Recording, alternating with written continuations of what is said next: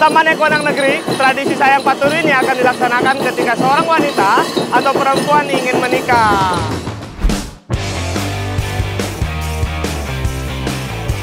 Jadi ada cara tips untuk membedakan karung bane yang beracun dan tidak. Jadi kalau yang tidak beracun itu biasanya warnanya itu agak gelap, Selvi. Dan kalau yang beracun itu agak terang atau agak cerah, warna merah, biru, kayak gitu karung banenya. Tuh, lihat dalamnya. Ini melebar gini tuh dalamnya. Ah.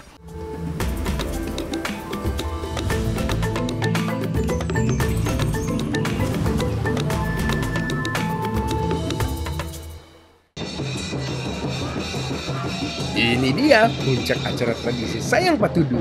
Sayang Patudu merupakan tradisi khas suku Mandar dari Sulawesi Barat. Dalam bahasa Mandar, sayang berarti kuda dan patudu berarti menari. Kuda-kuda ini akan dihias semenarik mungkin, kemudian ditunggangi keliling kampung. Arak-arakan kuda menari ini merupakan puncak acara dari tradisi Sayang Patudu. Sebelum puncak acara ini harus ada tahapan yang harus dilakukan terlebih dahulu.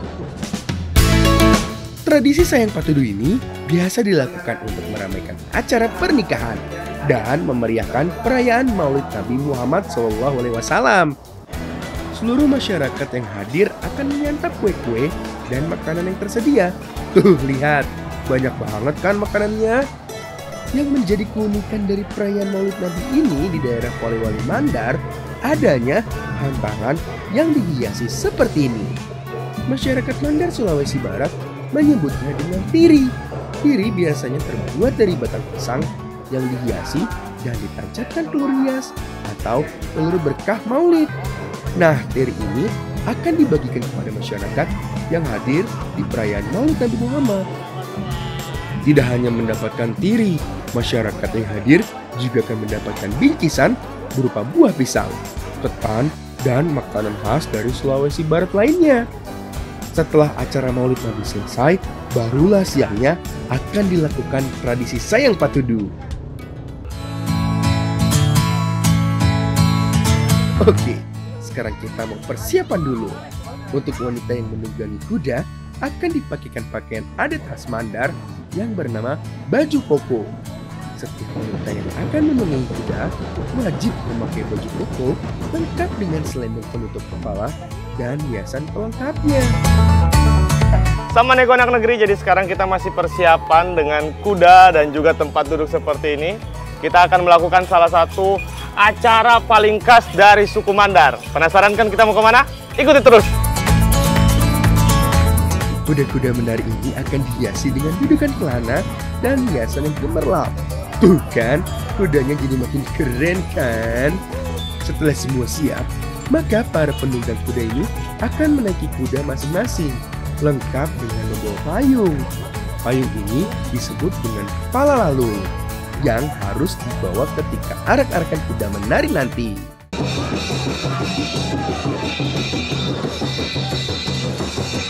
Pada tradisi Sayang Patudu ini, diikuti kurang lebih sekitar 55 kuda menari dari berbagai daerah di Polewali Mandar dan Kabupaten Majene. Gak heran, tradisi Sayang Patudu ini ramai banget. Tuh, yang nonton saja sampai banyak begitu. Kuda-kuda ini akan menari ketika ada tabuhan rebana mulai bernyanyi. Tabuhan rebana ini akan memeriahkan acara Sayang Patudu ini.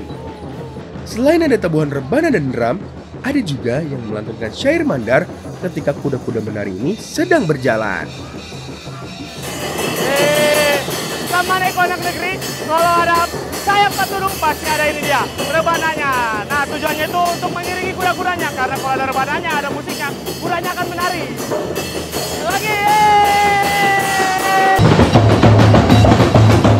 Selain membuat lebih meriah, dengan adanya iringan tabuhan rebana, membuat kuda yang sudah terlatih ini akan menghentak-hentakan kaki dan mengangguk-anggukkan kepala, layaknya seperti menari.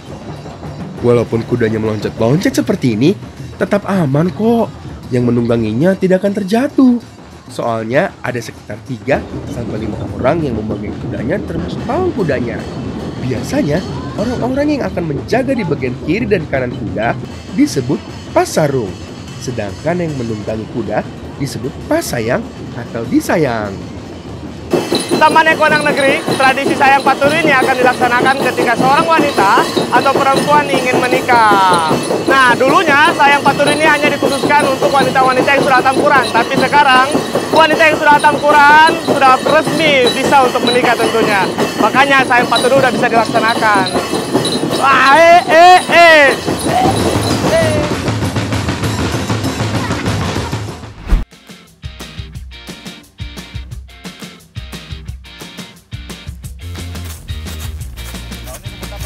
Aku lagi mau main-main dengan sahabatku.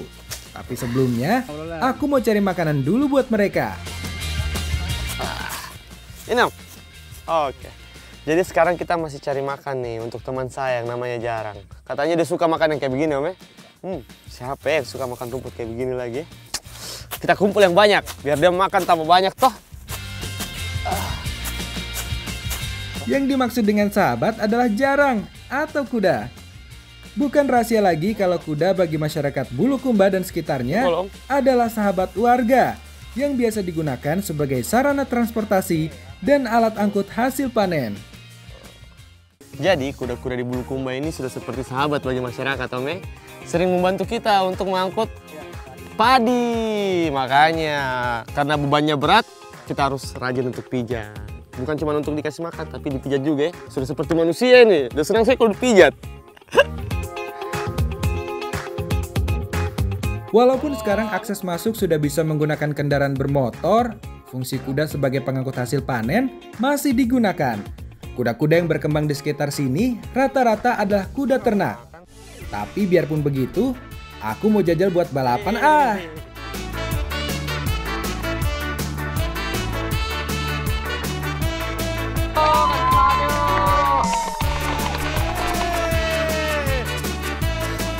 Sekarang waktunya kita balapan kuda. Tapi untuk balapan kuda seperti ini hanya untuk yang ahli Om ya. Tapi bukan saya memang Omnya yang ahli. Om, saya cuma jadi juri saja ya untuk hari ini. Sudah siap Om? Siap. 1, 2, 3, jalan!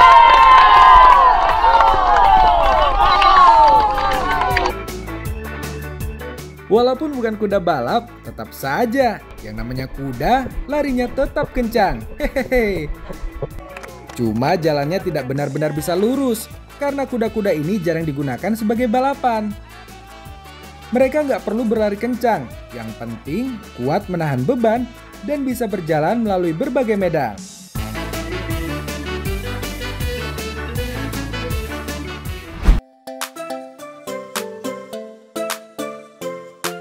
Biasanya nelayan di daerah Kabupaten Majene ini mencari siput laut di wilayah air laut yang sedang surut.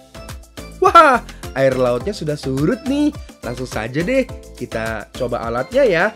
Untuk menggunakan alat dari ini terbilang mudah anak negeri.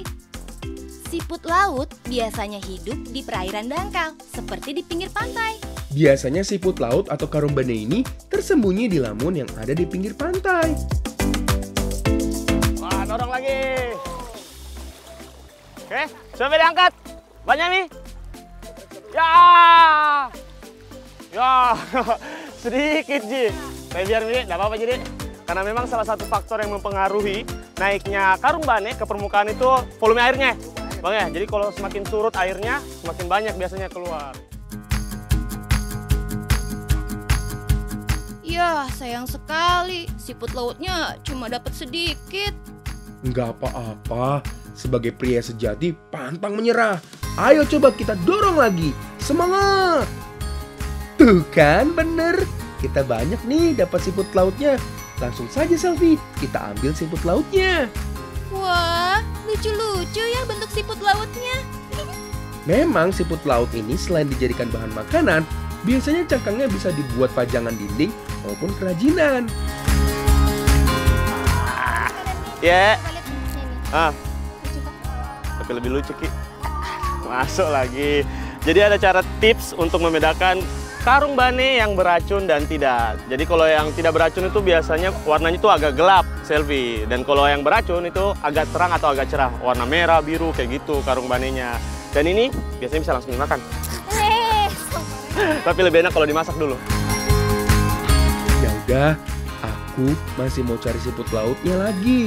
Kamu Selfie sama Mama siapin bahan-bahannya ya, biar siput laut yang kita tangkap ini langsung kita masak.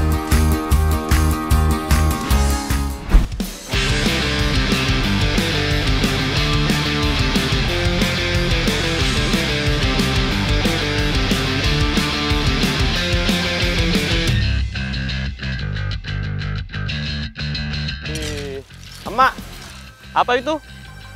Oh, serai. Sama jeruk nipis. Biar apa ini?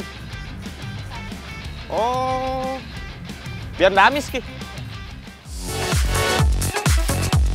Tidak hanya siput laut, penambahan jeruk nipis atau jeruk lemon juga biasa digunakan ketika memasak ikan, udang, maupun olahan laut lainnya.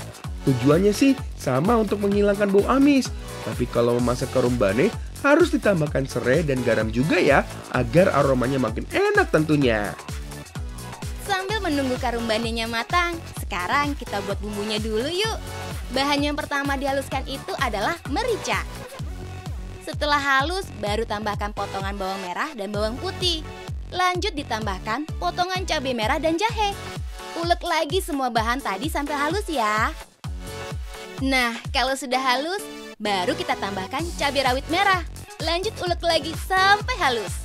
Siput masak mandar ini mirip seperti gulai, jadi ada tambahan santan kelapanya. Kelapa yang sudah diparut, lalu ditambahkan air. Setelah itu diperas untuk diambil santan kelapanya. Karumbane atau siput laut sudah matang nih. Langsung saja kita angkat ya. Bumbu yang sudah dihaluskan tadi, kita tumis dulu ya. Emak, matang nih. Ya. Mas Sudi. Ya.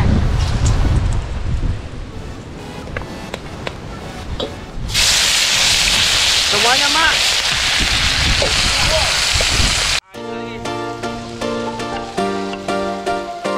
Pada saat ditumis, jangan lupa tambahkan potongan tomat. Setelah aromanya mulai keluar, baru deh kita tambahkan siput laut atau karumbanenya.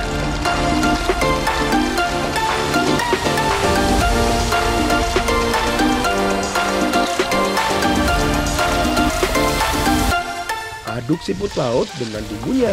Harus diaduk terus ya, agar bumbunya meresap ke dalam cangkang siput lautnya. Terakhir, baru tambahkan santan kelapanya. Tuh, warna kuahnya langsung berubah menjadi kemerahan kan? Kalau sudah begini, tinggal masak sampai matang. Kalau kuahnya sudah berkurang dan makin kental, tandanya siput laut masak mandarnya sudah matang.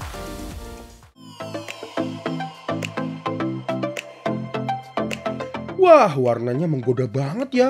Sekilas siput laut masak mandar ini mirip seperti olahan keong tutut ya. Sama nih, ini dia. Karumbane masak mandar. Waktunya kita makan. Ayo Bang. Ayo kita ambil makan. Karena daging siputnya masih di dalam cangkang, makanya kita makan dengan cara nyeruput seperti ini. Nikmat. Rasa siput laut masak mandar ini gurih dan agak pedas. Rasanya enak anak negeri. Apalagi dimakan dengan nasi hangat. Jadi makin top rasanya. Saya ini cara makannya nih. Agak susah. Kalau dilihat sepintas, karumbane ini mirip-mirip seperti keong sawah. Dan cara makannya juga harus diseruput, jadi agak susah. Dan biasanya untuk masyarakat Majene sendiri, karumbane ini dibawa untuk melaut sebagai bekal. Cuma itu Kak, dan di Oh ya? Cangkang, siput laut ini juga bisa dijadikan sebagai hiasan dan pajangan dinding untuk masyarakat. Di balik rasanya yang enak, terdapat siput laut yang banyak manfaatnya bagi tubuh. Salah satunya kandungan asam lemak omega 3 yang dapat mengurangi resiko penyakit jantung. Selain itu, siput laut mengandung